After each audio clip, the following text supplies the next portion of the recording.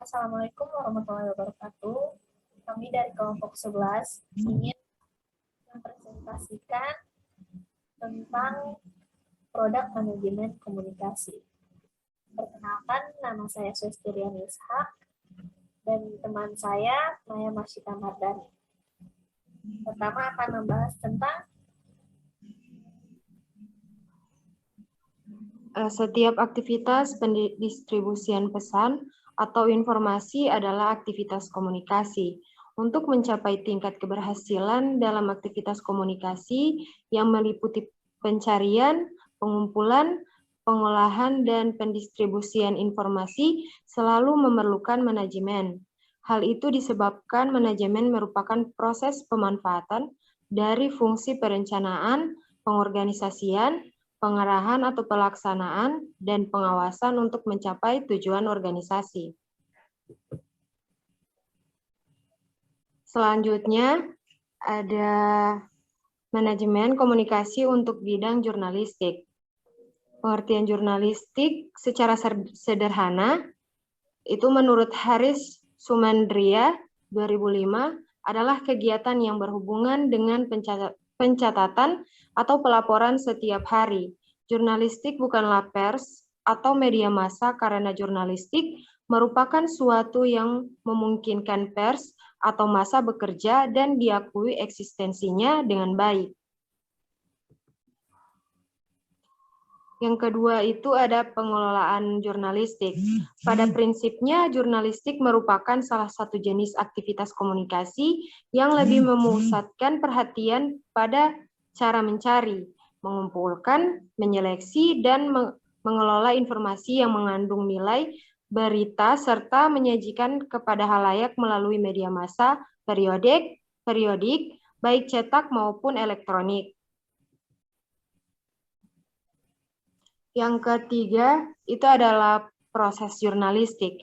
Penyajian kepada halayak melalui media massa memerlukan keahlian, kejelian, dan keterampilan tersendiri, yaitu keterampilan jurnalistik.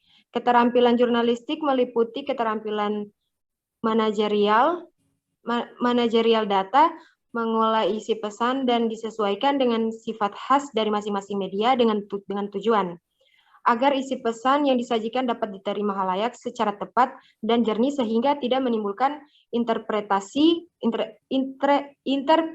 lain yang dapat menimbulkan dampak luas di kalangan masyarakat.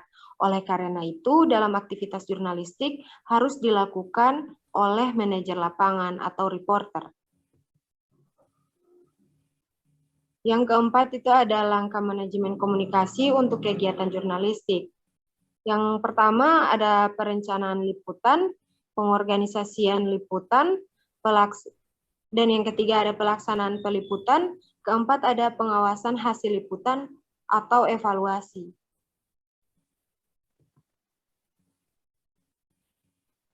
Selanjutnya itu ada manajemen komunikasi untuk bidang kehumasan. Yang pertama ada pengertian humas dan kehumasan.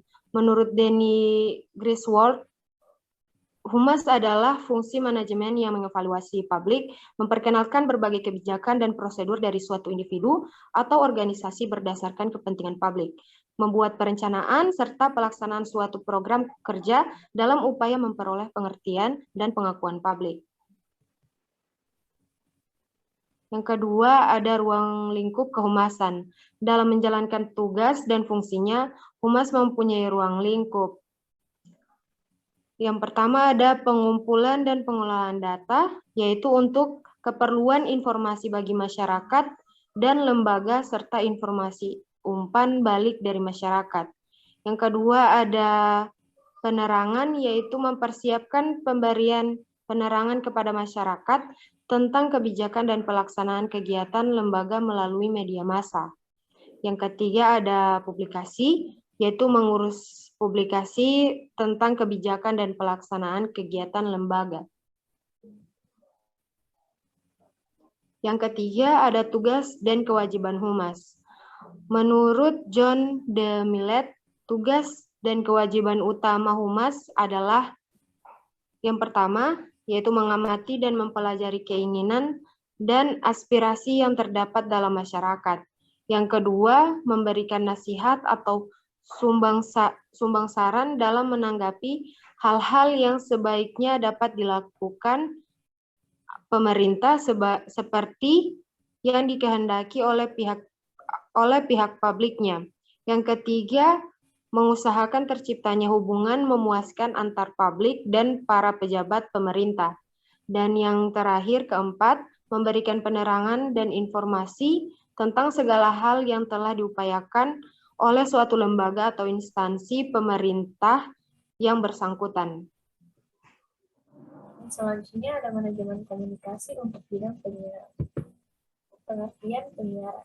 Proses komunikasi suatu titik audiens yaitu proses pengiriman informasi atau isi pesan dari seseorang atau produser profesi kepada masyarakat melalui proses pemancaran gelombang elektromagnetik atau gelombang yang lebih tinggi. Proses ini dapat berupa siaran radio ataupun televisi. Yang kedua ada proses penyiaran. Dalam proses penyiaran terdapat program yang akan disiarkan kepada audiens. Program tersebut ada yang diproduksi dan dibeli. Program tersebut diteliti dan dikerjakan dengan seksama agar memiliki kualitas siaran yang terbaik. Proses tersebut disebut administrasi penyiaran. Selanjutnya ada output penyiaran. Output penyiaran suatu lembaga penyiaran adalah siaran karya jurnalistik dan karya artistik yang baik dan berkualitas. Siaran karya artistik mengutamakan keindahan. Karya ini dapat dibagi dalam format acara televisi fiksi, dikenal dengan timeless dan imajinatif, serta non-fiksi, timeless dan faktual. Siaran karya jurnalistik mengutamakan kecepatan, ketepatan, dan kelengkapan data, faktual dan aktual. Yang keempat, ada perangkat penyiaran. Menurut Wahyu di tahun 1994, perangkat keras terdiri atas sarana dan prasarana pemancar dan perangkatnya, sedangkan perangkat lunak terdiri atas manusia pengelola. Di dalamnya termasuk manajemen dan program. Meliputi gedung, studio kamera elektronik, sistem lampu dan suara, dekorasi, sub dan master control, program continue, telekain, VTR, dan VCR, dan lain-lain. Yang kelima ada media penyiaran sebagai suatu organisasi. Tujuan penyiaran sebagai suatu organisasi adalah mencapai hasil akhir atau segala sesuatu yang akan dicapai. Setiap tujuan kegiatan dapat disebut dengan sasaran atau target.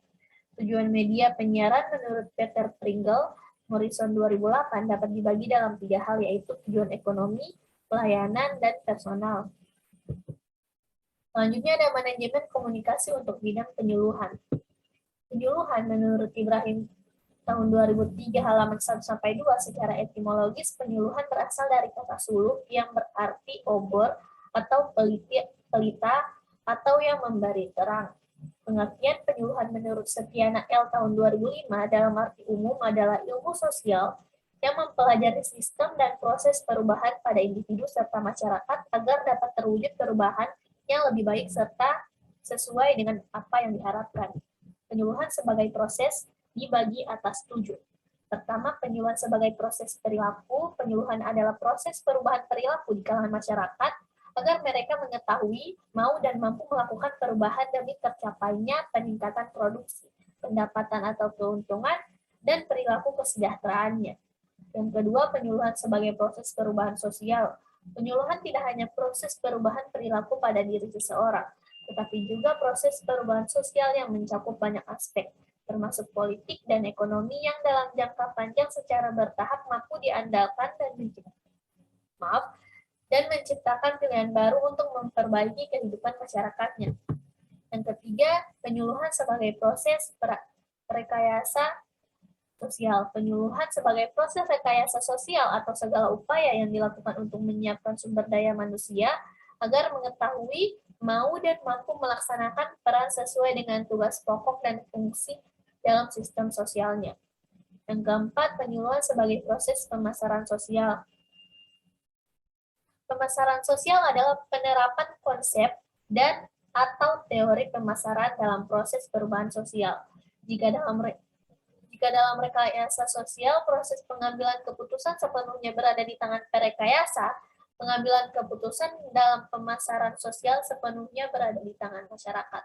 Penyuluhan sebagai proses pemberdayaan masyarakat dalam konteks pemberdayaan terkandung pemahaman bahwa pemberdayaan diarahkan bagi terwujudnya masyarakat madani yang beradab dan mandiri dalam pengertian dapat mengambil keputusan yang terbaik bagi kesejahteraannya.